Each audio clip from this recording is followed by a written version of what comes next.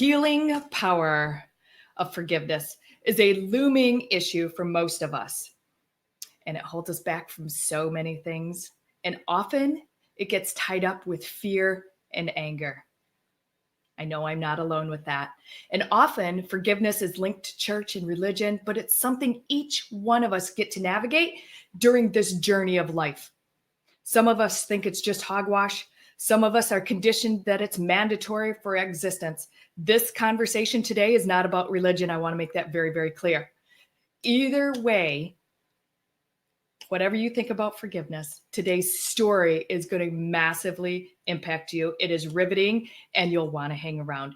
Wherever you're watching from, one, thank you so much. Please, in the comments, let us know who you are and where you're from. We love to know where our listeners are from. If by chance there's a link above you in the comments, go ahead and click that. Come on over to the Erin Strayer page. We will be able to see you and see your comments once you're over here on our page.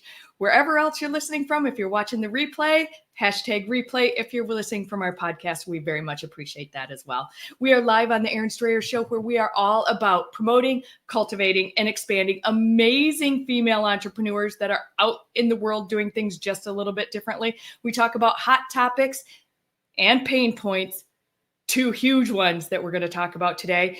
And the cool thing is we give you workarounds to the challenges that we face attached to those things. And we face them every single day. I'm your host, Erin Strayer, and recovering corporates and entrepreneurs hire me to get them business beyond the basics, because most are indecisive, they're held hostage by their own fear, and quite frankly, they have settled for average. C+. Ugh.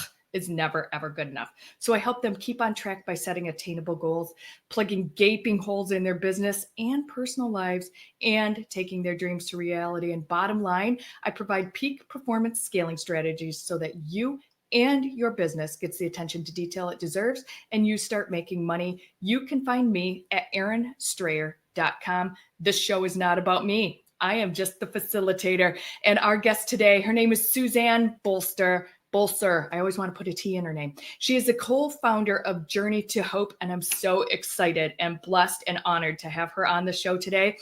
Journey of Hope is a conversation taking violence to healing, and she works regularly with death penalty action, and she travels all over the world and has been in dozens and dozens of countries advocating and educating on the death penalty and the forgiveness and the healing that comes in and around that topic. And we're going to talk about that today and why she's so passionate about that. She is a sought after speaker on this issue of forgiveness and the healing power of it. And she works relentlessly for decades. She's worked to get her father's killer removed from death row, risking her own freedom. And she has been arrested multiple times on this subject. I cannot wait for you to meet my guest, SueZann Bosler. Hi, hello, Miss Erin. How are you? Actually, SueZann Bosler. Sorry. Bosler. Yeah, I know it's a crazy. I botched it. No. Okay. Bosler. I am so. First, I wanted to thank you for giving me the opportunity to do this. Thank you so much. I appreciate it. I am thrilled to have you here. I am thrilled to tell your story. I am thrilled to take that story to now and what you're doing with and for that information that you've learned along the way. And this story started 30 some years ago. Correct. With a horrific incident. Yes, it was definitely a traumatic experience. Yeah. Yes. So in a not disrespectful nutshell, totally not disrespectful nutshell, your father was brutally murdered.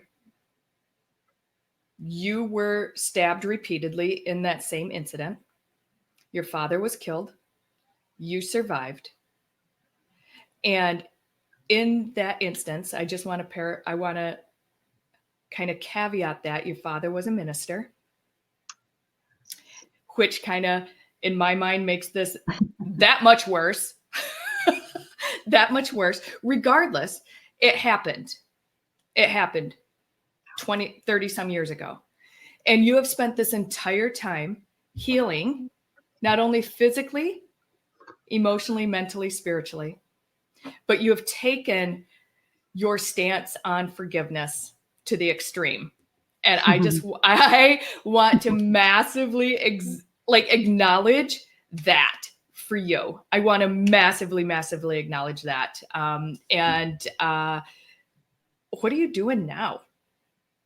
Oh my goodness. I have more 5 minutes that I need for that, but we got more than 5 minutes. like, We got like 30. you said, we travel all across the world. We're invited to many different venues, whether it's an atheist or it's church, Catholic Church. We're invited everywhere. Even last year, we were invited to speak to the Vice President of Uganda, and since then, they have put more hold on who gets the death penalty after that also. So we are really excited to change things in everywhere we go, not just the United States. Yeah. And I want to make it a big point that I want to go back to the word forgiveness for a second. And I want you to tell me again and our listeners your take and your spin on forgiveness and the word, like just the word and what the word means to you. Well, I have to go back a little bit because as you mentioned, my father was a minister, and me being a PK, preacher's kid, PK. I thought I knew exactly what forgiveness, the definition was, and I knew what it was all about, and I knew how to do it easy, and it would be easy for me. And all of a sudden, this happened to me on December 22nd, 1986. It was a new challenge for me to discover more than what I thought it was. I mean, before I thought it was easy. And then when this happened, I had to really think harder on it and go deeper inside myself to discover where it was with me. And let me tell you something, is that the first 5.5 years after it happened, when I spoke around the world, people would ask me, do you forgive him? And I would always say, absolutely, I forgive him. Yes, I forgive him. Of course I forgive him. And when I would come home, I would wonder why I was still angry, why I was still bitter, why did I still wanted to hurt this man myself? And I'm like, SueZann, you're supposed to feel better after you say the words. But I discovered it's not just the words. It's more than just the words. And I know it's so simple, but I made it more complicated because when I went through the 10.5 years of the trials of trying to help him get off of death row, the first 5.5 years, I just said the words from my mouth. I didn't really mean it. And when I sat up there in the courtroom and I pointed to him and I said, James Roy Campbell, I forgive you, whether you forgive me or not, it was, Aaron, that is the first moment I was a new woman because I really knew at that moment what forgiveness is. Forgiveness is not for the other person. Forgiveness was for me. I didn't need him for him to accept my forgiveness or say thank you or anything. I didn't need that anymore. I want that to land so strong for our people that are listening. We have a lot of people listening to right now. So thank you so much. Because this is such a huge, huge, huge thing. Most of us just have to forgive like our little brothers, right? Or right?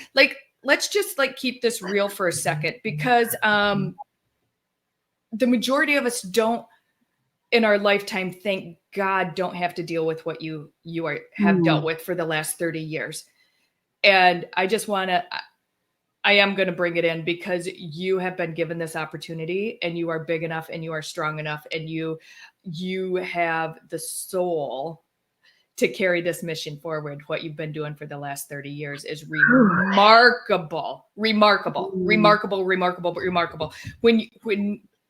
you take your mission out of the country, like you advocate here all the time, like in the next 10 days, you're speaking at how many places in the next 10 days? Two places. 2 places. But before this, I'd done 3 places in the past month. Yeah. So in a month, you're at 7 different places talking and advocating on, my math isn't good on Thursdays. Just go with it.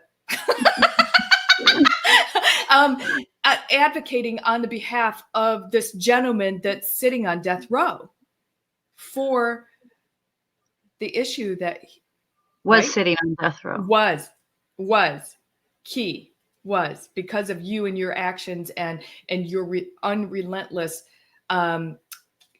care to get him off because why? Tell me where the disconnect came from. This is where it came in with forgiveness, is that I had to, I was saying I forgave, but I really had no strength because I was killing myself by not really forgiving him. I did it first for my father, wishes, because 8 years before this happened, my father said to me, SueZann, if anyone were ever to murder or kill me, I would still not want that person to get the death penalty. And I will never forget that. So the first 5.5 years, I did it for my father's wishes, not mine. But after I forgave him, I didn't do it just for my father. I did it for myself, but I did it for the most important person sitting in that room with no voice. I used my voice to get him life, not death. So I want to take it back again to the majority of us just have to forgive our little brothers. You have this massive, for me, it would be a big, big battle in my head, right? Like, he deserves this. He did this horrible thing to not only me, but my father. He deserves this. But what you said to me when we had our little conversation a week or so ago was, Erin, if I advocate for him to sit on death row and get the penalty and the switch is flipped, I'm no better than him. Exactly. And that landed so hard for me. I was like, whoa, like goosies all over. And I'm like, it's so true. It's so true. It doesn't matter if it's a fork. It doesn't matter that does the deed. It doesn't matter if it's a switch on the wall, right? It's still, the outcome is the same, meaning we take another person's life. And I gained so much respect for you in that one statement that I was like, wow, if we all could change our thought process just a little to be in alignment with that, like, we probably wouldn't even have to deal with this. Like, seriously, this probably wouldn't even be an issue, right? Like, it just wouldn't even be an issue. And that is challenging. Yeah. Well, here's what I've learned, though, is that I learned that if I was going to help the government kill him, James Bernard Campbell has the title murder. And if I was going to help the government do this, I would be a murderer also. And I don't want to be like James. Yeah. I would be, it's like they say, I always say to everybody, why kill people? Who kill people? To show society killing people is wrong. To me, it's very simple. Yeah. Very simple. And also there's this fact that if we execute people, when we execute people, we are bringing more victims into the system, which we already have enough. So that's another thing that is widened on the death penalty. And we also spend money on these people that are less fortunate too. We spend millions of dollars on people that have hardly any money, no less. Yeah.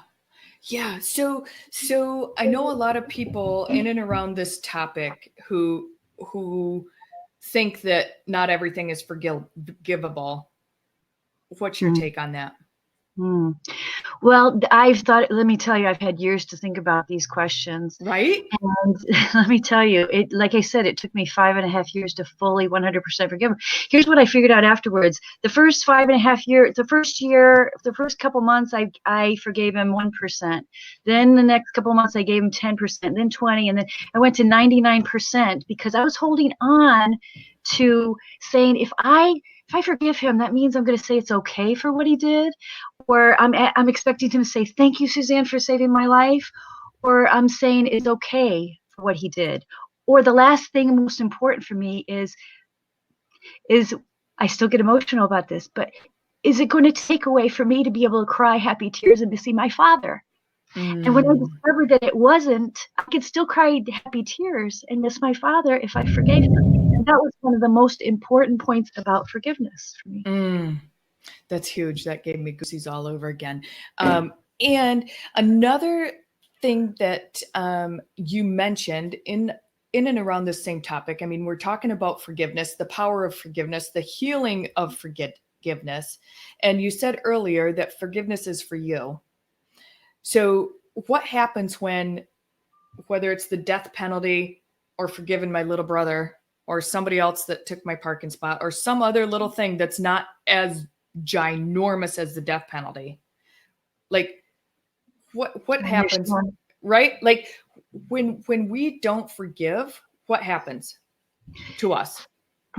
It's almost the same thing, but a different thing. It could be minuscule or it could be ginormous like mine. But the thing that I found is that, like you said, I saw your text, was it today or yesterday, about somebody pulling in front of you in the parking, or somebody.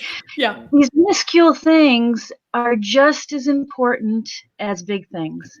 And that to me, I find equality in it also, because we can't do like they do on death penalty is, oh, does this one and this one and this one, 5, 7, and 9 need the death penalty, and the others, I don't think they all are the same ending result.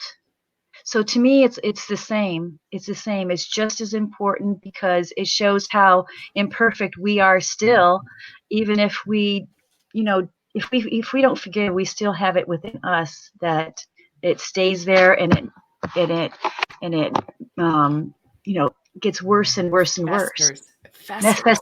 Thank you for the word. Yeah. And I know when we spoke before, you said, Erin, it just prolongs the suffering. Oh, forever and a day, forever and a day. I mean, 10.5 years. If the judge, the judicial system had listened to me and my family of what we wanted, respected our opinion, we would have been able to heal a lot sooner. That's a very good point, Erin. Very good point. This prolongs all of our healing process and makes it worse and harder for us to do in the long run. Very good point. Yeah. Very good point. It's your point. I just brought it back up. It's your point. And I know that you have taken on, not only do you do massive advocacy on the behalf of the families who don't want their family members, killers sitting on death row, like you do massive advocacy for those families. And I know a lot of people understand healthcare advocacy, but when it comes to like advocacy at this level, what's that look like? Like for you, do you go and sit with those families? Do you go meet the person? Do you what does that look like? Actually, absolutely. Most of us are friends with a lot of them. A lot of us will sit with them on the outside of a prison, like for instance in Texas, while their loved one is being executed. We stand beside them, because before I forgave, also, here goes back to forgiveness. Before I forgave, I looked at them as a different category. And after I forgave, I included them into we had similar, because my loved one was killed, but if James' family sees him being executed, they're going to be victims just like me. So to me, we're very similar. There's no differences in what we are. And so, yeah, we still have a loved one, no that's matter losing which a life. no matter which way. Yeah. No matter which way. And you have taken this forgiveness, this healing, this passion to change the way people think about it, and you have become a co-founder of the Journey of Hope. Tell us about that. Journey of Hope, from Violence to Healing. I became a co-founder thanks to Bill Pelkey and several others in 1993. We had our first journey, and since then I have been working with the most amazing people. And see, here's another thing that I categorized too, is I thought us as victims, that we lost someone, we're different than the exonerees, but exonerees are a part of our family too. In other words, the exonerees that have been taken off a death row, found innocent, are just like us. So we decided unanimously that we are all going to go around the world telling our stories and sharing all of this until the last state or country abolishes the death penalty. Wow. Yeah. And it's such an important thing to educate people on what exactly happens, because the majority of us just think, oh, he killed somebody, he's going to death row. Like all the rest of the steps that come into play, all the different moving parts that are in there, all of the things that, unless you're in that situation, you don't even realize occur. And And why do we even need it? Right? Like, why? Oh gosh, that goes into other issues. Absolutely. Yeah. And one of the big issues is that it's not a deterrent. It costs more money to execute people than it does to keep them in for life. And all those millions of dollars that we use for people, and federally is coming back in December, all those millions, we could be rehabilitating, we could be helping with healing, we could be helping with rehabilitation, we could be helping with so many other resources we could use for those resources. Wow. Wow. There's a comment on here from a gentleman. He said, your father had a big impact and a great legacy within his children. Someone now living with PTSD, it's very hard for me to forgive when I have to live with it every day. I was there when you were taken by helicopter. Wow. And was there for This is a gentleman named David Mitchell. Oh, I know who that is. That's my neighbor. Yeah. David, thank you. That is lovely. David, you'll want to loop around to that comment. You'll want to loop around to that. Yeah. That's lovely, David. Thank you. God saw a greater plan for you and your siblings. That's what he said. Right. Thank you so much.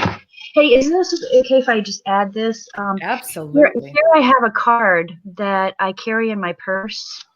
And it says, please be advised that I have signed the Declaration of Life. Therefore, I hereby declare that should I die as a result of a violent crime, I request that the person or persons found guilty for any of my killing not be subject to or put in jeopardy of the death penalty.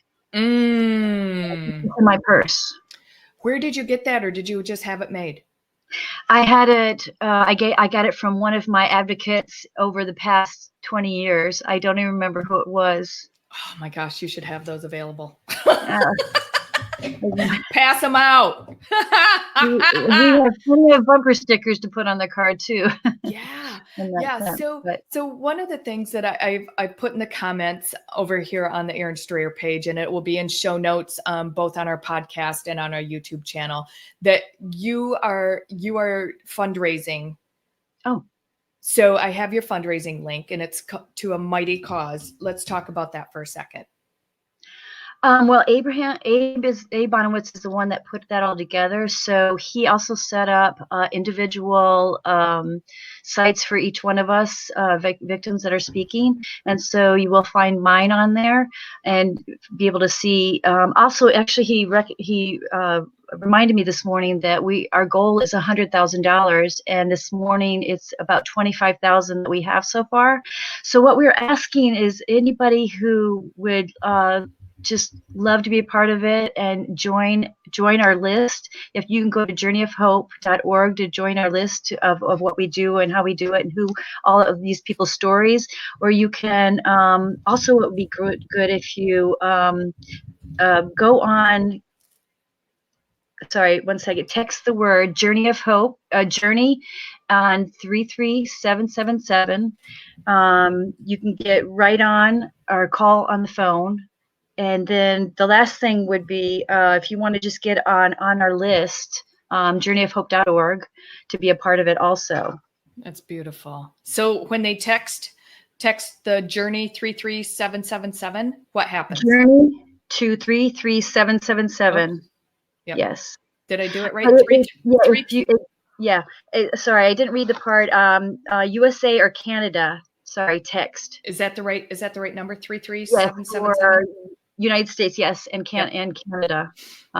Just text the word Journey to 33777. Yes.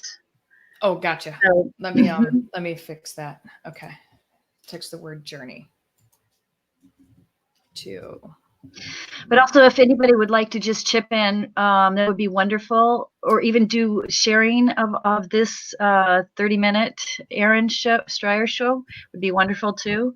It would be so helpful, and you could help us change the world, get our messages out there, and be a part of healing and changing the world to a better place. Yeah, and you are available to speak in any community, to any organization on this subject. You are extremely educated. You are extremely passionate. You are on the side clearly of forgiveness and to do away with the death penalty. And if there's any way that people, I mean, do you want to talk a little bit about, speaking with people, what you speak Sure. on, how many people, any of that kind of thing, anywhere? Well, if you Google my name, if you have a moment, Google my name, you'll see hundreds of articles or shows, or there's a 48 hours that will show you part of my trial process on YouTube, 48 hours. You'll find, and it's pretty amazing what you'll find there, but you'll see all these places that we speak. The youngest I've spoken is 5th grade. So 5th grade, all on up to 100,000. Atheists, we speak to all people, atheists, Catholics, Kiwanis clubs, you name it. We are welcome everywhere. No matter if you're for or against the death penalty, you're in between, not sure. We welcome everyone. Everyone is welcome. And just to clarify, that's for educational purposes. Anything in and around the death penalty, what that means, what that looks like, forgiveness and healing. Yes. Yep. And so you guys, seriously, SueZann is kicking off the next 10 days or something. What does the next 10 days look like for you? Yes, well, like you said, I'm going to go to Texas with Derek Jameson and Shane Claiborne, the author, out there for a conference, a Christian conference. And then we're going to go straight to Friday. We're going to go to the beginning of our Journey of Hope, starting out with Sister Helen Prejean. Oh, wow. Author of Dead Men Walking. She's going to be there the first 2 days. And we will continue on after that to schools and churches. And actually, since my dad was a minister of Church of the Brethren, there's going to be several Brethren churches that I'll be speaking at. But we're going to be we just are welcome to go anywhere, because I don't really teach as much. I might share, but I also learn from you. So everybody is welcome. So I want, even if you find me on Facebook, please be welcome to ask me a question or tell me what you think or feel, or help me to understand everything that I need to know too. Oh, it's so good. And I love the collaboration, and I love the openness, and I love the stand that you take. And I love how you have taken this obstacle, massive obstacle, and you have turned it into a beautiful opportunity. An absolutely beautiful opportunity to touch people, to interact with people, to educate people, to enlighten them, to share your story, to really bring together a different thought process than a lot of people have chosen to think about before. Because I know I was in the other, I'm just going to say it, I was in the other boat. Hey, you killed, you know what? You don't get to be here. Right? Until we had our conversation. And I'm like, wow, I'm no better than them.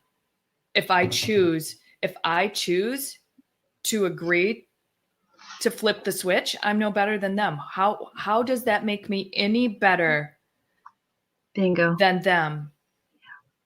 And in that moment, my world changed. So thank you. Can I just say three small, quick things? Yes, absolutely. I just wanted to bring up one more time. Well, not again, but I wanted people out there to know what I've done with forgiveness. Is that basically what I finally did when I finally was 100% pure for forgiveness was I did not let the negative feelings of anger and bitterness control me. Forgiveness helps control that it cannot take over you. You take over yourself, and you are in charge of yourself, and you do not let anything control you. Number two, a friend of mine, Rick Halprin from Texas, gave me a bracelet that says, there is no such thing as a lesser person. There is no such thing as a lesser person. And that helped me also get to where I am today. And the last thing I usually say is my father's favorite hymn was, let there be peace on earth and let it begin with me. And Mm. to me, what I do is a part of that. But I say to you, everybody has an issue and reason that you're here on this earth. Find it, deal with it. Don't be afraid of it. Step out of your comfort zone and learn about it, research it. Find something that you will help change the world.